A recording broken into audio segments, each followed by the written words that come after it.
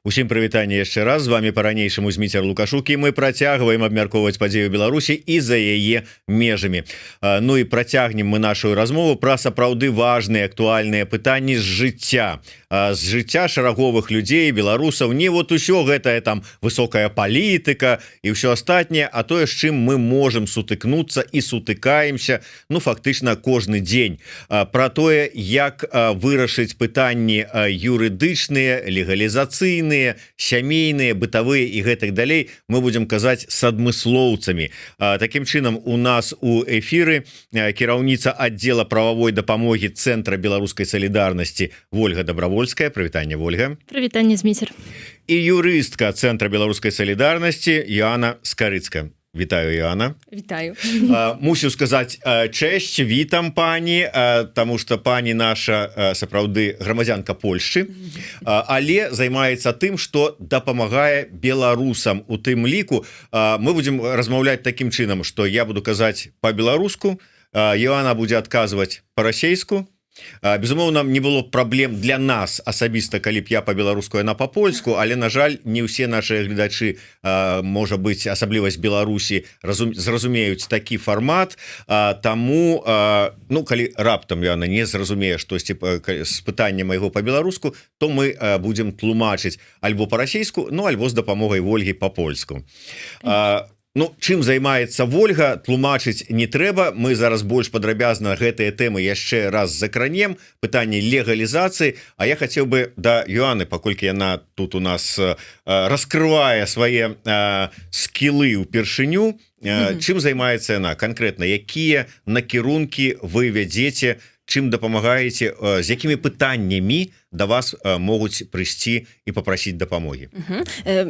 Может, так в первую очередь я скажу добрый день. Мне очень приятно. Спасибо большое, что вы меня пригласили, что у меня есть возможность рассказать, в каких вопросах я помогаю гражданам Беларуси. Может, я начну с того, что я сама являюсь адвокаткой, медиаторкой, веду собственную практику, адвокатскую контору. Но, кроме этого, я уже 4 года связана и работаю в неправительственных организациях, в том числе сейчас с Центром белорусской солидарности. В Центре белорусской солидарности я помогаю и оказываю юридическую поддержку гражданам Беларуси по вопросам таким, как контакты с детьми, родительские права, алименты. И это такие вопросы, которые чаще всего появляются. Кроме этого, конечно, социальная поддержка и, конечно же, разводы. Бывают у нас и необычные, более необычные вопросы, как запросы, как, например, кто из бывших партнеров должен взять, иметь при себе домашних животных. Но на такие истории мы тоже как-то отвечаем и оказываем внимание таким историям. Боже мой, как оказывается, багато это вот свет пытанняў, з якімі звяртаюцца да юрыстаў. Але давайте пачнем, Вольга, з вас і з нашай апошнім часам вельмі актуальнай тэмы. Гэта Дублін і ўсё, што з гэтым звязана, тым больш, што зараз тут у Варшаве у судзе першай інстанцыі быў разгляд справы Нелі Ваданосавай з нагоды дэпартацыі яе по дублінскаму рэгламенту з Польшчы ў Літву. Адмянілі гэтае рашэнне, але наколькі гэта актуальна, балюча і самае галоўнае, наколькі палітычна можна вырашыць гэтае пытанне, каб ўсё ж такі палітычныя людзі, якія пераследуюцца па палітычных матывах, ну, не прымянялася да іх гэты дублінскі рэгламент. Мы з вами ўжо абмеркавалі гэта пытанне мінулым разам. Палітычна мы спрабавалі вырашыць гэта пытанне з кіраўніком, з шэфам управлення па справах іншаземцаў. Ён сказаў, што, на жаль, яны не могуць запрапанаваць нейкую такую сістэмную падтрымку беларусам, якія прыязджаюць у Польшчу, а кожная справа будзе індывідуальна разглядацца. Ну, мы таксама з Зміцер з вами абмеркавалі тое, што гэта вельмі шмат працы будзе для юрыстаў, каб абскарджваць рашэнні, каб пісаць скаргі да судоў, і я думаю, што мы будзем, на жаль, сутыкацца з такімі сітуацыямі ўсё больш і больш. да нас у ЦБС таксама звяртаюцца людзі, якія змагаюцца за тое, каб застацца ў Польшчы. Гэта людзі, якія ці маюць сям'ю у Польшчы, ці маюць карані, ці маюць працу, але, на жаль, сутыкаюцца з пытаннямі рэгламенту Дублін-3.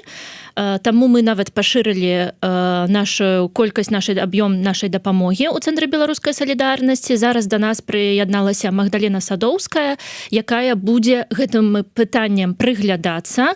Мы будзем абмяркоўваць усе справы, якія да нас накіроўваюць, і, пэўна, будзем таксама выстасоўваць ці накіроўваць лісты да шэфа ўпраўлення па справах іншаземцаў, каб звярнуць увагу на парушэнні у гэтых працэдурах, бо яны ёсць вялікія, недарма суды ўсё ж такі гэтыя рашэнні адмяняюць. Гэта значыць толькі тое, што у першай і ў другой інстанцыі гэтыя справы не былі разгледжаны належным чынам. То бок былі парушэнні, і таму гэтыя справы вяртаюцца паноўна да паноўнага разгляду. Ёна, як чалавек, які добра ведае польскую сістэму юрыдычную і судовую, можа быць, раскажаце, ну чаму вот у вас все так неправільна працуе? Мы прывыклі да таго, што можна звярнуцца да палітыка. Там палітык скажа, што «О, я цябе ведаю, я твою справу ведаю, я зараз пазваню суддзе», и судья вырашыць гэтае пытанне. Чаму у вас не працуе такая система? Я надеюсь, что у нас никогда не сработает такая система. Конечно, не могу дать гарантии, что так не будет. Однако это имеет, конечно, свои минусы. Бывает так, что мы подаем жалобы в суд, подаем иски в суд, заявления в суд и ждем потом, и ждем терпеливо, ждем полгода, год, пока это все как-то пройдет такой вступительный этап, и кто-то займется этим делом так мериторически. Конечно, хотела бы сказать вам, что я знаю ответ, как это исправить, не знаю. И сама работаю с этой системой, и сама задаю себе повседневно такие вопросы, почему это не работает. Ну, сапраўды, ведаеце, я памятаю яшчэ, як толькі я прыехаў у Польшчу, і доўга вельмі чакаў сваю першую карту побыта, і звярнуўся да аднаго знаёмага, які даўно тут у Польшчы, беларуса, і кажу, ты ж ведаеш там дэпутатаў сейма, можа каму-нибудь ты там попросіш, каб там позвонілі на Маршалкоўску, і сказалі, зрабіце хутчэй. Ён кажа, лепей не трэба, а то, может быть, замест 6 месяцев будут робить 12. Так, могло бы так оказаться. И знаете, я часто сталкиваюсь, это не по моим делам, потому что я в основном занимаюсь семейными и социальными делами, но, например, в таких уголовных делах часто бывает так, а позвоните прокурору, позвоните судьи, что-то там согласуйте, у нас немножко по-другому. Но, с другой стороны, и граждане там, и Беларуси, и Украины, и этих восточных стран приезжают в Польшу, надеясь, что так не будет, да. Потом, когда они сталкиваются с собственной такой проблемой, появляется такое желание, а может быть так связаться с этим прокурором, с этим судьей. Я надеюсь, что до этого мы не дойдем, однако надеюсь, что как-то эта система начнет работать более исправно. Чамусьці на папярэдніх наших эфірах задавалі пытанне, якое акурат такі мы з вами, Вольга, не адзін раз абмяркоўвалі, і яно баліць беларусам па сёння, якія атрымліваюць дакумент падрожным, вот это часовы паспорт вандроўніка, які на год толькі выдаецца. І пытаюцца, калі ўжо зможаце дамагчыся, каб тэрмін гэтага дзеяння гэтага дакумента быў большы за год. Я ведаю, што вы з гэтым пытаннем не адзін раз звярталіся да прадстаўнікоў МУС Польшчы, там на камісіі адпаведныя ўздымалі гэта пытанне. Ёсць якія-небудзь зрухі? Пакуль што толькі абяцанкі пра тое, што яны распрацоўваюць такую магчымасць. Таксама на апошняй сустрэчы з шэфам управлення мы гэта абмяркоўвалі, і я дамагалася нейкіх канкрэтаў ад яго, але ён кажа, ну, прабачце, нешта канкрэтнае сказаць не магу сказаць, што мы працуем над гэтым.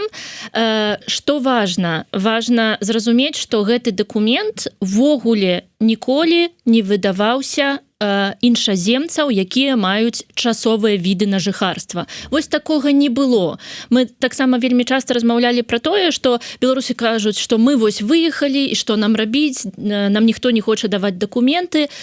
Гэта праўда, але Польшча не гэта такі добры крок Польшчы, каб выдаваць гэтыя дакументы для тых беларусаў, якія маюць віды на жыхарства часовыя.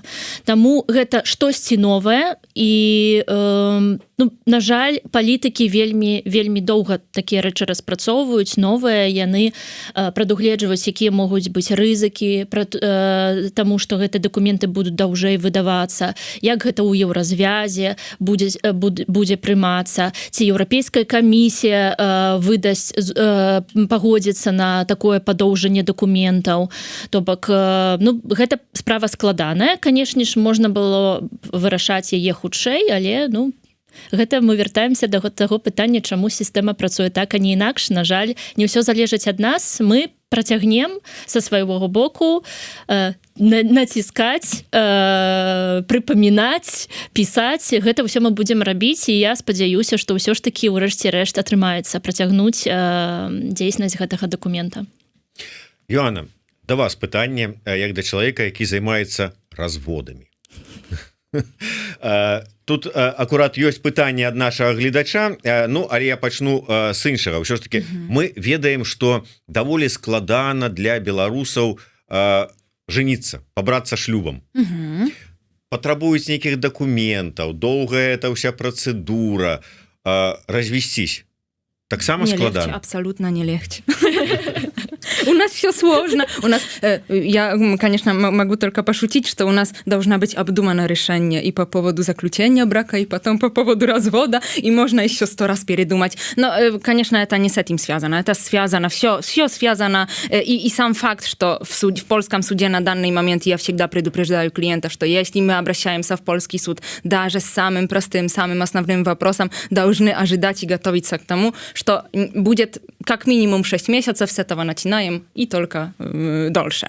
Быстрее не будет. И так, и это и касается и заключения брака, где мы ждем этой обычного постановления об освобождении от этой справки из Беларуси о возможности заключить брак, о отсутствии препятствий для заключения брака, и это касается развода. Если у нас, у граждан Беларуси, потому что граждане Беларуси, что очень важно, могут в Польше разводиться на таких же условиях, как граждане Польши, это очень важно.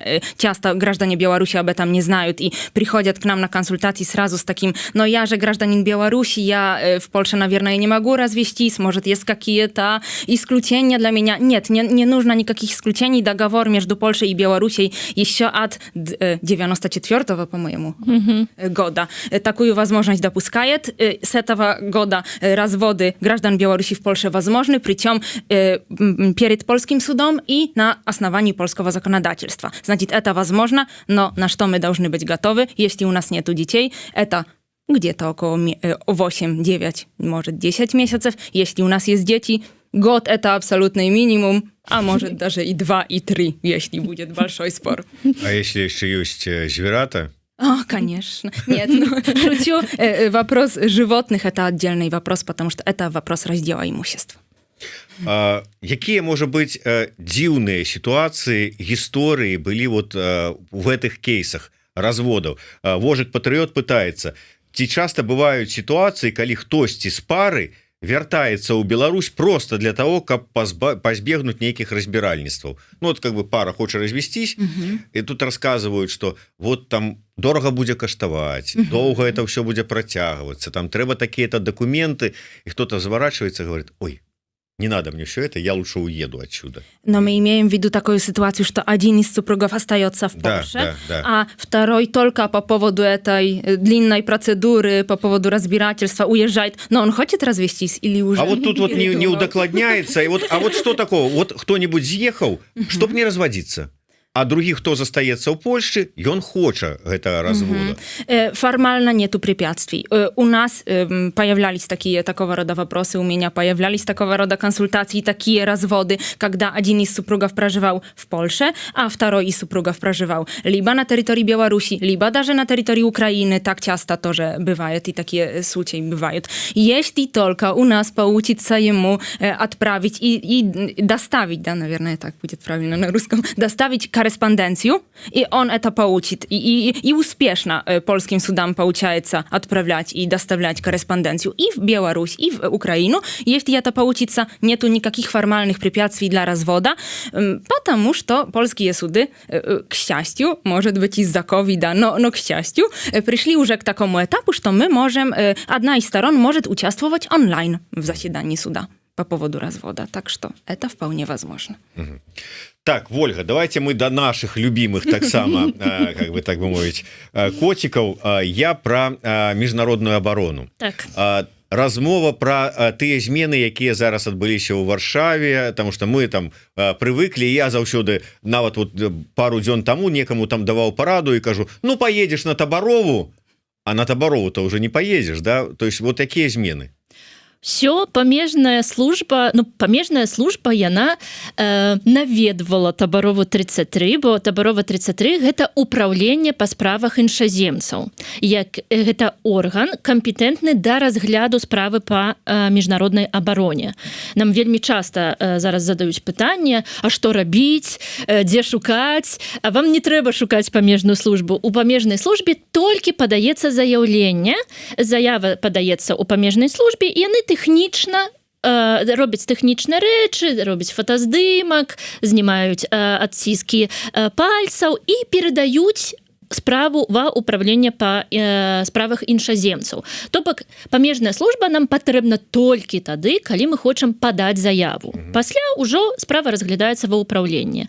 Ну і вось памежная служба, яна была ў 5-м вакенцы і прымала заявы ў Варшаве на Табарове 33. Зараз яны пераехалі на Выналазак 4 і трэба кіравацца туды, каб падаць заяву.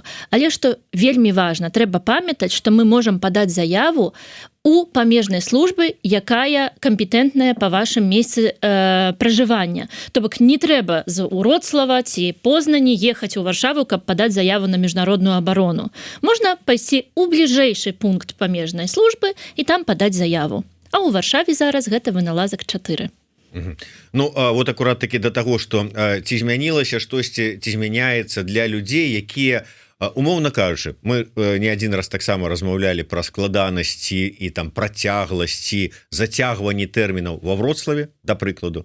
Ну і чалавек ва Вроцлаве, ён ведае, што ну умоўна там у Варшаве, там ці ў Беластоку, там ці ў якім іншым горадзе можна зрабіць, падаць дакументы і хутчэй гэта ўсё будзе справа ісці. Зараз змянілася нейкім чынам вот гэта сітуацыя, калі чалавек можа прыехаць з іншага горада ці не, ці вот. Калі мы кажам пра працэдуры па міжнароднай абароне, то яны разглядаюцца адным адзіным органам, гэта ўпраўленне па справах іншаземцаў. І ён адзін на ўсю Польшчу. То бок, тут мы кажам пра тое, што справа будзе разглядацца дакладна у шэфа ўпраўлення. Але калі мы кажам пра віды на жыхарства, то тут мы ідзем да ваеводы. І таму пытанне ва Ўроцлаве пра тое, што, на жаль, нельга пайсці да ваеводы Мазавецкага, калі чалавек жыве у ваеводы Дальнаслёнскага. Дай мне, калі ласка, карту, але на пражыванне ва Ўроцлаве. Часам пасярэднікі прапануюць нейкія такія рэчы, але ў мяне ўжо вельмі шмат справаў, якія звязаныя з крымінальнай адказнасцю, калі чалавек сапраўды і фактычна не жыве, напрыклад, у Варшаве, але падае дакументы, нібыта пражывае, і орган гэта высвятляе. Трэба памятаць пра тое, што ўсе іншаземцы праходзяць працэдуры верыфікацыі. То гэта па-польску будзе опіньюванне. Гэта верыфікацыя службамі, паліцыя, памежная служба, служба ўнутранняй бяспекі. І вось гэтыя службы ўсіх правяраюць, хто дзе жыве, хто што робіць, ці пагражае бяспецы Польшчы. І таму, калі чалавек не жыве сапраўды ў Варшаве, а падаў заяву, можа быць крымінальная адказнасць гэтай нагоды, бо мы нахлусілі у адміністрацыйным органе, і такая справа можа быць скіравана ў пракуратуру. Таму калі ёсць ж такі варыянт, ну наколькі ён махлярскі ці сапраўды как бы дазвольны, калі ты зарэгістраваўся, замельдаваўся у Варшаве на час разгляду. Але ці чалавек пражывае у гэтым горадзе? Вось пытанне. А дзе ён зарэгістраваўся? У нейкага сябра ці у нейкага, не ведаю, ввогуле набыў, напрыклад, Да. гэта, ну, гэта ж мы ўжо разумеем, што гэта парушае закон, канешне ж. Яна, Лейба Бронштейн цікавіцца, а ці магчымы шлюб, ну, женіцца праз касцёл, ці толькі можна праз афіцыйныя дзяржаўныя структуры? Я не вижу препятствий, чтобы заключить такой брак вызнанёвый на польском. Ольга, поможешь мне? Религиозный брак. Да, наверное. Не вижу, потому что в Польше это параллельная процедура для процедуры административной, где мы заключаем брак в органе администрации. Если у нас есть все документы из органа администрации, из ЗАГСа, то мы можем этот брак заключить перед священником, который потом имеет право это зарегистрировать от нашего имени, зарегистрировать свидетельство о браке. Абсолютно. Конечно, каждый случай индивидуальный, и нужно было бы более подробно проанализировать, но так в общем не вижу. Чекайте, вот я ведаю, вот вы мне рассказали сейчас, что процедура долгая, что процедура может быть дорогая, ну ладно, там гроши не важно, долгая процедура, документы там трэба, там все это такое.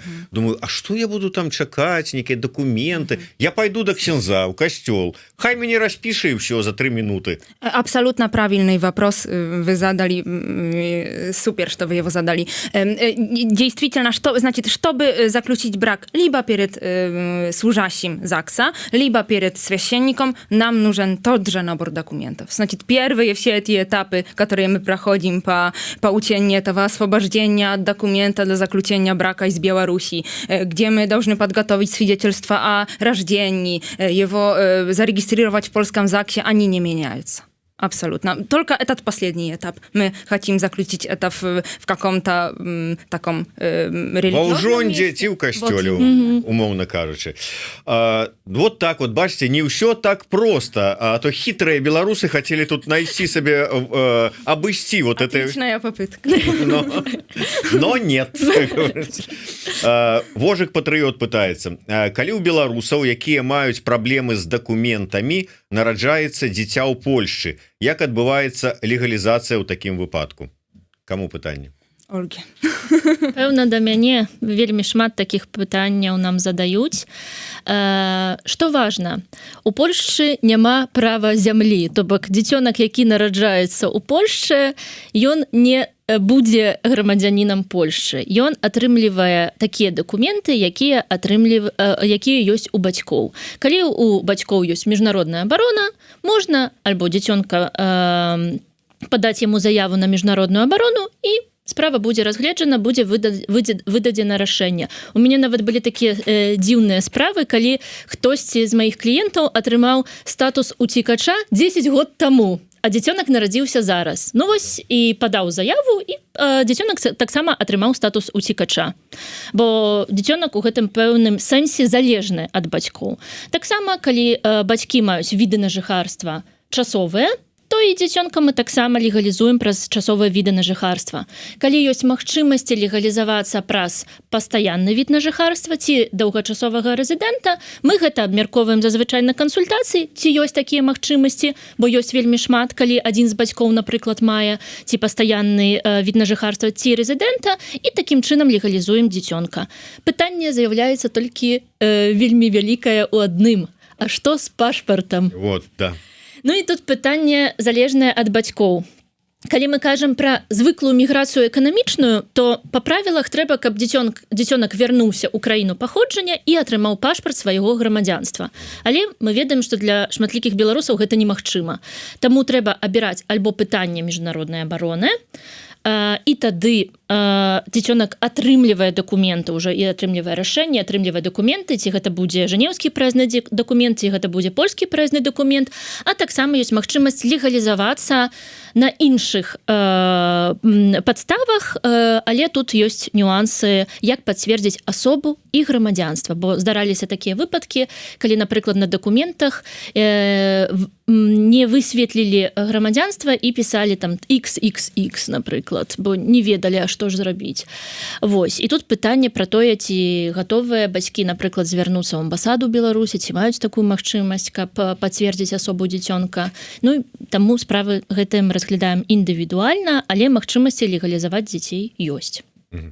То бок сітуацыя такая, што лепш за ўсё, ну умоўна кажучы, сітуацыя, у якой шмат хто з беларусаў быў да гэтай сітуацыі, да гэтага часу, калі яны не хочуць падавацца на міжнародную абарону, хоць маюць все на гэтае права, не ездзіць у Беларусь, бо там у іх альбо крымінальная справа, альбо пераслед, альбо і гэтак далей, но падавацца не хочуць.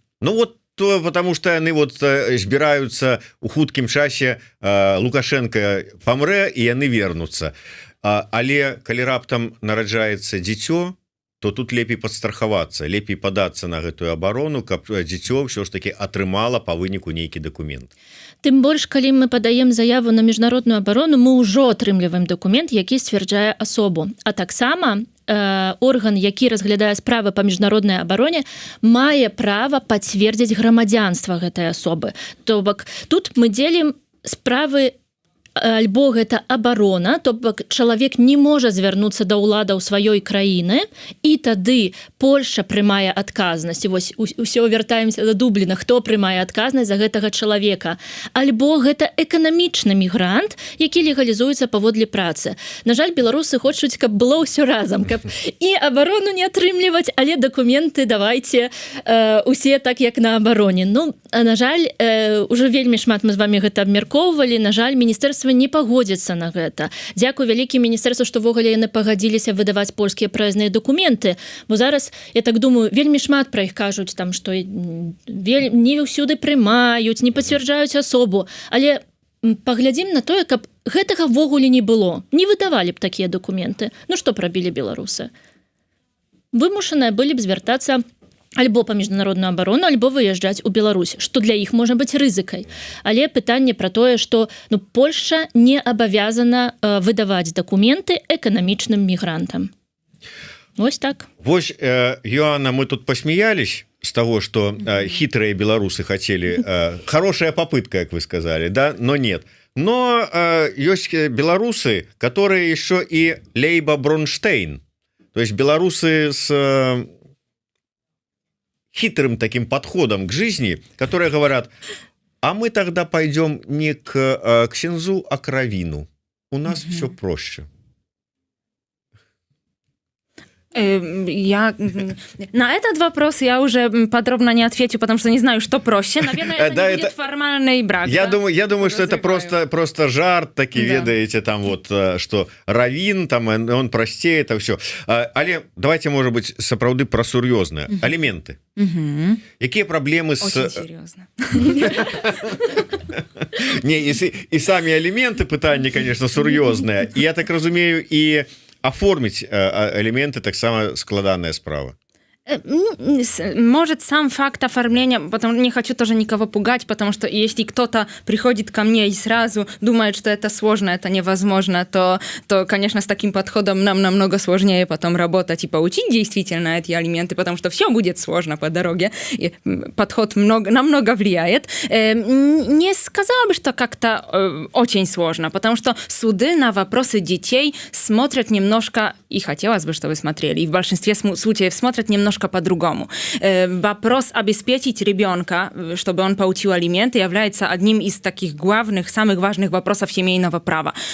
То, о чем должны помнить граждане Беларуси, это факт, что алименты в Польше и в Беларуси, они отличаются. Хотя там договор между Польшей и Беларусью предусматривает, что даже если польский суд, потому что если ребенок проживает в Польше, польский суд может заниматься вопросом алиментов, даже если, например, папа или мама, которые будут обязаны платить алименты, проживают на территории Беларуси. И несмотря на то, что этот договор предусматривает, что должно применяться белорусское законодательство, это не до конца так выглядит. Польские суды не до конца справляются в основном с этим пунктом, где там алименты, из того, что знаю, я польский адвокат, но из того, что знаю и видела решения белорусских судов, алименты в Беларуси и белорусскими судами назначаются таким образом, что это процент от вознаграждения. В Польше не так, и польские суды, несмотря на то, что применяют белорусское законодательство, назначают такую конкретную, значит, сумму алиментов в месяц. И она не меняется вне зависимости от дохода. И об этом должны помнить граждане Беларуси, что это так будет. Это не будет какой-то процент от дохода. Значит, если через там месяц поменяется доход год, и кто-то заработает в 2 раза больше или в 3 раза меньше, то алименты будут как-то определяться по-другому. Нет, это всегда одна конкретная сумма, которая будет каждый месяц взыскиваться. Об этом должны, во-первых, помнить граждане Беларуси. Во-вторых, что это в Польше процесс. Значит, мы должны подать не какое-то заявление, а это иск, что там нету оплат никаких, что может быть тоже важно, потому что в пятницу даже имела у нас такую консультацию, что кто-то сказал, но мне как-то понести эти судебные там расходы, чтобы подать этот иск, это для меня слишком накладно, слишком сложно. Нет, там нету никаких оплат. И что еще нужно подготовить? 3 такие компоненты, на которые смотрит суд. Такие оправданные потребности ребенка, это такой список нужно подготовить, возможности одного родителя, другого родителя, возможности. Не сегодняшние доходы, а возможности. Сколько он мог бы зарабатывать, если бы старался содержать своего ребенка. И 3 компонент, кто из родителей больше усилий прикладывает, чтобы опековаться ребенком и воспитать ребенка. Если мы это обсудим индивидуально, то потом уже не настолько сложно. Просто к этому нужно быть подготовленным. Даже особой какой-то документации не нужно готовить. Свидетельство о рождении – это главный.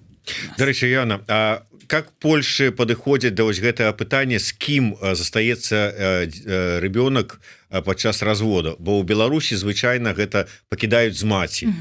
А ў Польшчы як? Я не скажу, что это абсолютно так, что мы уже добились такой ситуации, что родители равноправны, и что нету еще пока этой склонности, чтобы ребенок оставался с мамой. Есть такое, что... Это связано с фактом, что фактически мама является чаще всего этим главным опекуном ребенка. И такой факт. Если бы оказалось, что это папа в данном конкретном случае оказывается таким главным опекуном, значит, человеком, который до сих пор опековался ребенком, это он сидел дома с детьми и воспитал детей, не вижу причин, и есть у меня такие случаи, когда суды принимали другое решение, что дети остаются с папой. Так что не скажу, что это мы на данный момент на таком абсолютно равноправном этапе уже, но мы стремимся, и все чаще, однако, суды смотрят на то, кто фактически является этим опекуном, и если это не мама, то дети не остаются с мамой.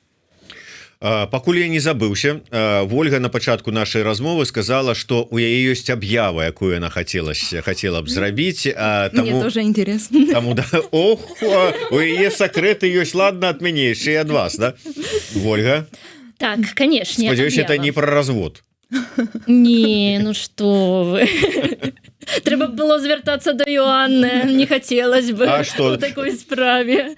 Не хотела. Спецыялістка, плюс яшчэ свая, тут можна па блату звярнуцца.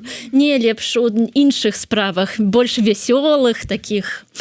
Аб'ява такая. Мы б хотели ведаць про тое, ці беларусы хотели б з намі сустрэцца, наши бенефіцыары, бо мы, на жаль, у траўні вымушаны былі закрыць нашу інфалінію, і людзі зараз не прыходзяць да нас у офіс. І, на жаль, мы не сустракаемся з нашими бенефіцыарамі, заўсёды гэта сустрэчы праз Google Meet.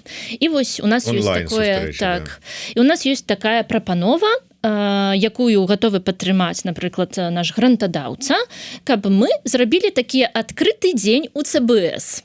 Калі кожны з нашых юрыстаў падрыхтуе такі выступ ці трэнінг на сваю тэму, я б распавяла пра міжнародную абарону. Магдалена Садоўская хоча распавесці пра дублінскі рэгламент, таксама Йоанна распавяла б пра сямейнае права і сацыяльную дапамогу, Александра Гардыньска распавядзе пра польскі праязны дакумент, і Сергей Скарыцкі, які спецыялізуецца ў крымінальным справе і гаспадарчым, хацеў бы распавесці, як весці прадпрымальніцкія справы ў Польшчы. І вось мы б хацелі запрапанаваць беларусам такую сустрэчу, калі мы будзем адкрытыя, будзем распавядаць кожны пра сваю спецыялізацыю, але таксама будзе магчымасць з намі пазнаёміцца, паразмаўляць ці каротка параіцца. Конечно ж, індывідуальную кансультацыю ў такіх сітуацыях немагчыма правесці, ўсё разгледзець дэталёва, але вось на пачатку лістапада мы б хацелі такой дзень правесці. І яшчэ мы не выбралі дзень, але такая кароткая абвестка, аб'ява пра тое, што такое магчыма, і мы б хацелі запрасіць беларусаў, якія цікавяцца гэтымі тэмамі, але таксама спецыялістаў з беларускіх арганізацыяў, якія дапамагаюць беларусам у розных сітуацыях, гуманітарная дапамога, каб прыйсці да нас і паразмаўляць ці пашырыць свае веды. Ну вось адразу глядач Максім піша: так, гэта вельмі цікава, я б наведаў. Такім чынам, што, куды, дзе будзе зваротная праз які там канал зваротная сувязь? Можам мы папрасіць Зміцер вас, калі мы вырашым, які гэта будзе дзень, каб вы таксама ў сябе апублікавалі ці далі абвестку, каб больш беларусаў маглі скарыстацца гэтай магчымасцю і прыйсці да нас на адкрыты дзень у ЦБС. Даю вам абяцанне, што як толькі у вас будзе канкрэтна падрыхтаваная гэтая інфармацыя, ну прынамсі па наших сацыяльных сетках, а можа быць і ў які-небудзь эфір з госцем, я просто таксама агучу гэтую так абвестку і запрашэнне наведаць. Дзякуй вялікі, тады мы падрыхтуемся і всю інфармацыю перададзім. Канешне ж, мы будзем публікаваць гэта ў наших соцсетках, гэтую інфармацыю, але важна, калі б гэта інфармацыя пашырылася і больш беларусаў маглі скарыстацца гэтай магчымасцю. Ну, тут нас уже ў каментарах людзі паміж сабой, самі з сабой там адзін аднаму даюць юрыдычныя кансультацыі. Там Вожык Патрыёт пытаецца: а з кім застанецца кот ці сабака? На што яму казваюць: табе ж сказалі, жывёлы гэта падзел маёмасці. Это правда.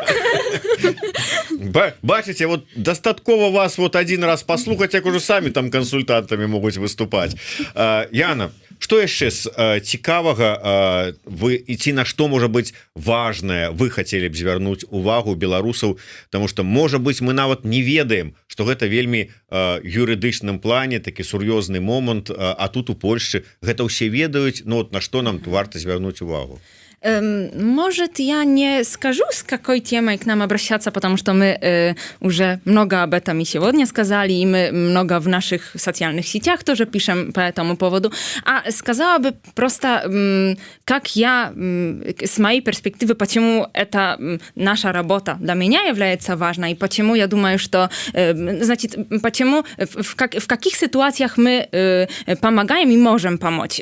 Для меня это наша работа важна в том плане, что мы, как неправительственная организация, можем и стараемся, и имеем влияние на систему, значит, на то, что сейчас происходит в этой системе, юридической системе по отношению к гражданам, ну, в том числе и гражданам Беларуси и иностранцам. На что мы должны обратить внимание, и что для меня важно, это факт, что раньше эти дела с участием хотя бы граждан Беларуси, это была редкость, это были какие-то единичные случаи. Сейчас, после 2020 года, этих дел довольно много. И в судах, и в органах. И это, с этим связан факт, что и суды, и органы, и мы сейчас учимся работать с этими делами. Есть у нас какие-то сегодняшние уже нормы, какой-то двухсторонний договор, который и суды, и органы, и мы, юристы, адвокаты, берем сейчас и пытаемся их применять в каких-то конкретных ситуациях, в каких-то